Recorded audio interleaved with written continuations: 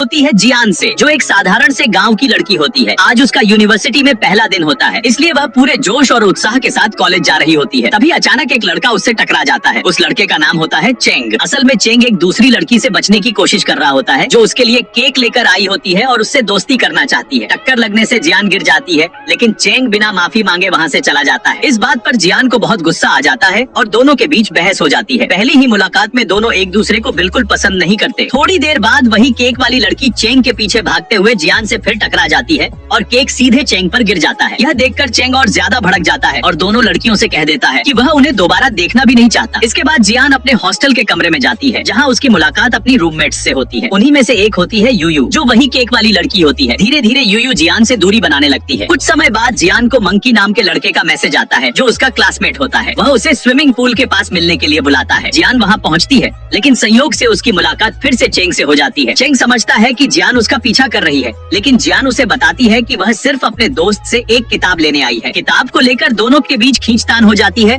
और इसी दौरान चेंग पूल में गिर जाता है। सब लोग हैरान रह जाते हैं, क्योंकि चेंग को तैरना नहीं आता और वह डूबने लगता है। बिना कुछ सोचे समझे जियान पूल में कूद जाती है और उसकी जान बचा लेती है। वहीं मौजूद एक लड़का पूरी घटना को कैमरे में रिकॉर्ड कर लेता है। बाद में पता चलता है कि चेंग असल में यूनिवर्सिटी के स्विमिंग क्लब का प्रेसिडेंट है। यह जानकर जियान और भी ज्यादा हैरान हो जाती है कि एक अच्छा तैराक डूब कैसे सकता है। अगले ही दिन वह लड़का, जो एक पत्रकार होता है, चेंग की तस्वीरें और वीडियो इंटरनेट पर डाल देता है। तस्वीरों में दिखाया जाता है कि कैसे जियान उसे CPR दे रही है।